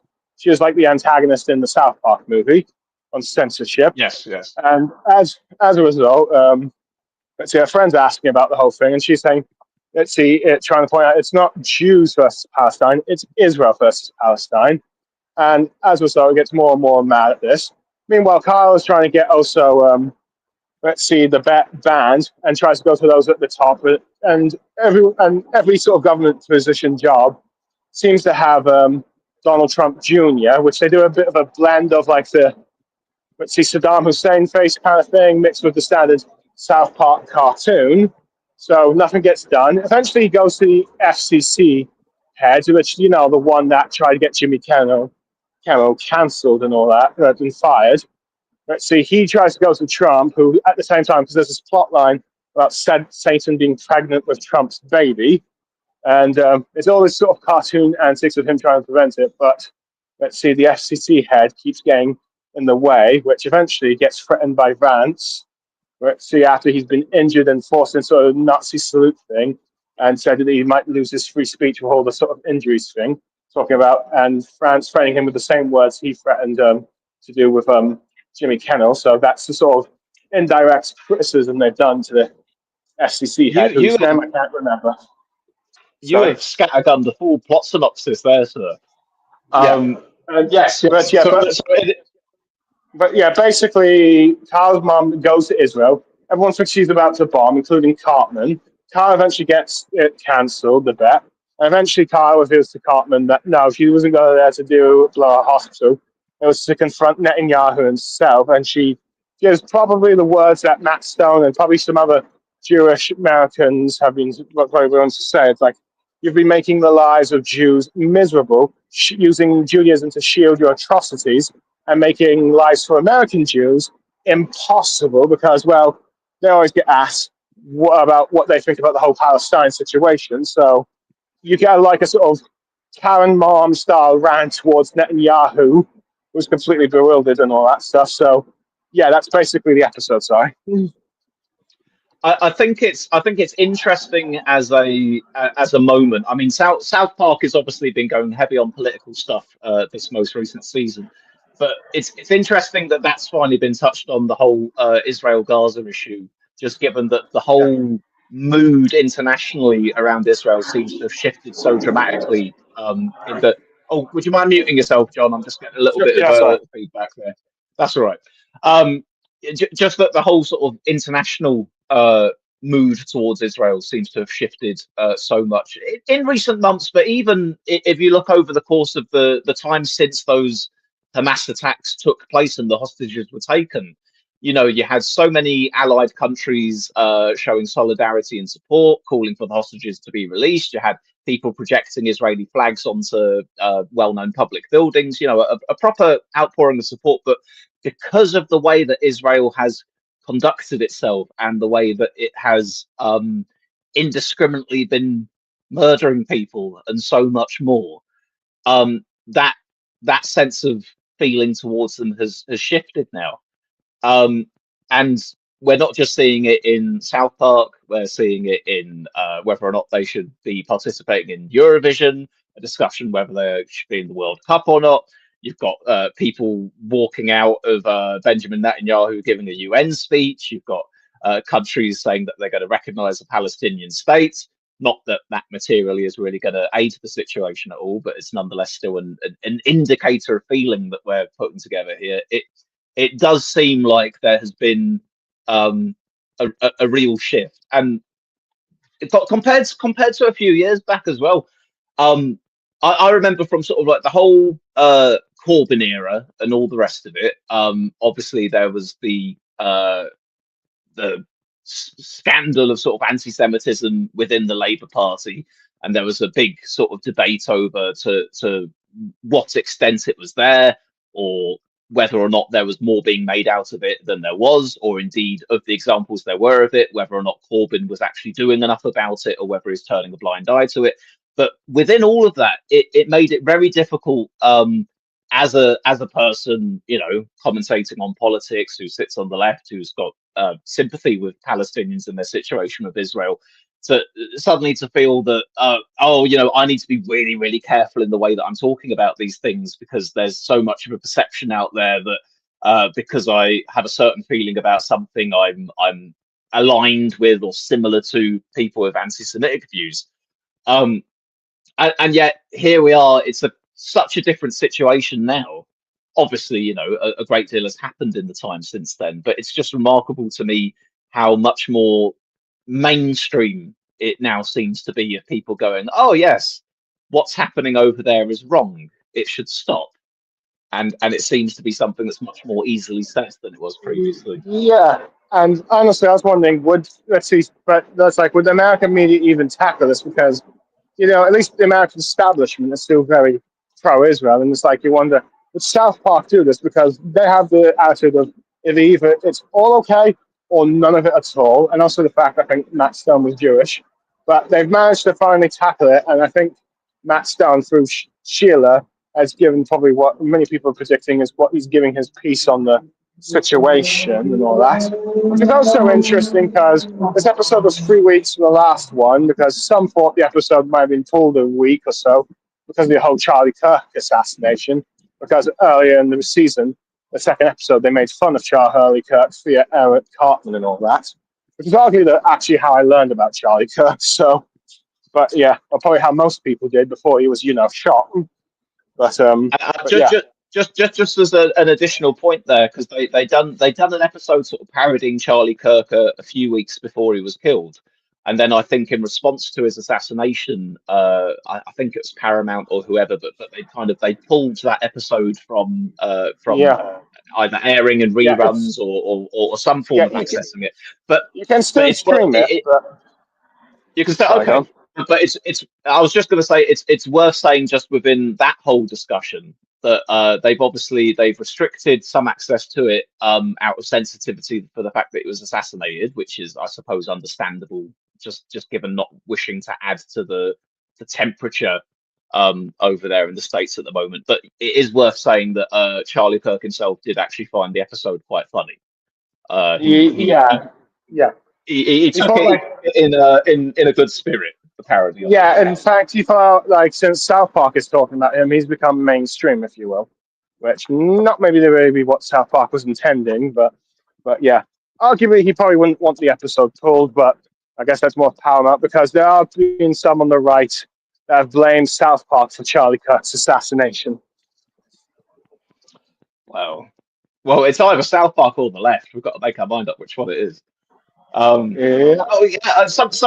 we haven't touched on either was this whole Jimmy Kimmel thing.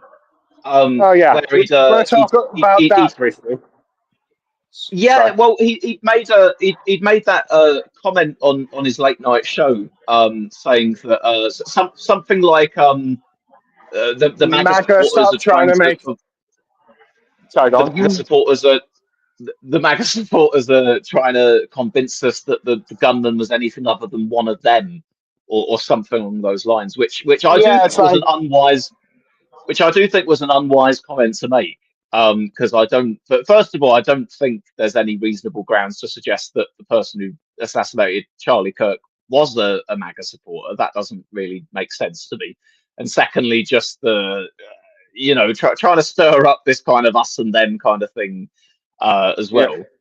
Arguably, I think he was trying to say that stop making it out someone he's not until we actually know who he is, but probably shouldn't have directed at MAGA specifically. Yeah, I mean, but there's also a valid point to be made about the response to his assassination. You've got leading figures, not least Trump himself and others, trying to sort of make as much hay out of the situation as possible and use the assassination to their own ends as well, which I think is a valid enough thing to bring up. But the point being that the comments that Kimmel had made were quite controversial to a few people. So then sort of Disney, ABC had decided, oh, that's it, we're going to pull it, we're going to cancel it. And it was seen very much as sort of and Trump tweeted and bragged about it on his social media accounts. So yeah, there's that as well. Yeah, and it was seen very much as a continuation of sort of like the will of the Trump White House extended itself onto these media companies and saying, well, if what you're saying isn't in line with what the Trump White House likes, then they're going to make life difficult for you. But yeah, obviously, there was then a big backlash against the fact that his show had been cancelled, and ultimately that was released. It's like Mark Ruffalo, Pedro Pascal, and you got like a lot of people boycotting Disney, canceling all their streaming services, like Disney Plus, if you will. So like you had all these boycotts, and it seems to actually really affect Disney because they brought back Jimmy Kimmel's show. But also interesting, it's not just like the standard liberal celebrities. I've heard that some YouTube commentators like Joe Rogan and some on the right to I think even Ted Cruz or something. Agree with like removing someone from like their canceling or removing their show just because they make fun of the president or something like that. It's like the president should not dictate what comedy writers make fun of, if you will. Well, yeah. I mean, this goes back to the whole cancel culture thing, isn't it? And for a very long time, the right railed against cancel culture as it existed, sort of like whenever someone would say something that sort of progressive or left wing types would sort of deem to be beyond the pale or offensive in one form or another. They didn't like the fact that people would be quote unquote cancelled for controversial things that they say, and they railed against that, understandably so. They're applying that same rule to this situation. They're going, well, hang on, just because this late night TV host has said something that a lot of people don't like hearing, does that mean that it's right that that influence should be used to pull his show off the air as a result of it? And there is more, and we're seeing a lot of this with this Trump administration. That basically sort of trying to force his will upon these different people to say, well, look, either you can play things my way or I'm going to make life hard for you. And I think it's good. I think that it's good that there are people within sort of like the Republican Party or sort of like the online right or that kind of a general sphere that have actually come out and said, yeah, we don't think that he should have been cancelled for it. I think it's a good thing that you are getting dissenting voices there as well. Oh yeah, it's like let's see. I think it's ironically enough, the guy that's in charge of the FCC that South Park made fun of, even back in 2012, talked about not having your freedom of speech cancelled or let's see all that stuff. And here he goes threatening Jimmy Kimmel for like the comments that he said in regards to MAGA or Trump. Though ironically enough, Jimmy Kimmel, since he's returned, has been more popular than ever because I think he had its highest viewership, in years or something. It was similar to South Park when they made fun of Trump. I think they also had their highest viewership in years as well with the premiere. So it's like Trump trying to make all these things irrelevant and cancelled just ends up making them more popular because he is just so fervently against them. Yeah, I'd say there's. Sorry. Oh no, nothing. Go on. Oh no, I was going to say yes. I think that you are seeing sort of when people are sort of making a stand, and especially if it seems initially like, I mean, the case of Kimmel sort of being targeted but then pushing back. There is a lot of attention there. I will say that obviously him being more popular than ever, probably in the long term, we need to see how that pans out, because it makes enough sense to me that there'd be a lot of eyeballs on the first episode back after being cancelled. Whether that sustains in the longer run or not, I'd imagine probably viewership numbers would eventually trace back to where they were before.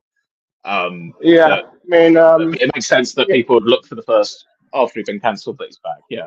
Yeah, if he's cancelled, have it because he's done poor ratings, not because the president does not like what he has to say or something. Anyway, I feel I noticed in myself there that I was beginning to waffle. And I think that's an indicator that it is time for me to finish the stream off. Yeah, fair enough. We might have went a bit longer, but we had at least a nice chat about two media-related things, criticizing, I guess, Trump and to some extent Israel as well. But yeah, I think we've said everything we need to say, Swiss. So yeah. Yes, and we can. And we can't be accused of being one-sided here, folks, because we've gone after Corbyn, Starmer, Farage, and Trump all in the same episode. So there we are. Put that in your pipe and smoke it. Everyone gets the anyway, bullets. folks. Yes, indeed. Everyone gets the bullet.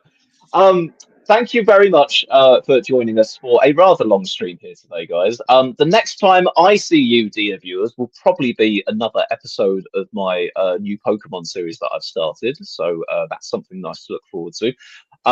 Cameron, I've just seen that you've unmuted yourself there. Tom Williams dropped out a little while ago, so we'll say a goodbye on behalf of him. Is there anything you wanted to say, Cam, before we wrap up? No, nothing really. I'll probably see you next time. For me, Smith, I'll probably see you next time you do another political stream. Hopefully, if you do it on a time I can join, or when we review another like movie or something, because I think we want to try and review Thunderbolts next, right? I tuned back into Thunderbolts again because I was watching it on Disney Plus. I told you, like, I'd seen the first 15 minutes of it and I got distracted and did something else. I think the other night I went back and I watched a further 5 minutes of it before I switched over again. So I'm getting there, John. I'm slowly clawing my way through Thunderbolts, and once I've finished it, I will review it. Okay. All right, then. In which case, thank you very much, Tom, John, and Cameron, for joining me for today's stream, and all of the dear viewers in the chat. Please do drop me a like. It helps with the old algorithm. And have a nice weekend. I'll catch you all later on. Ta-ta. Bye, everyone.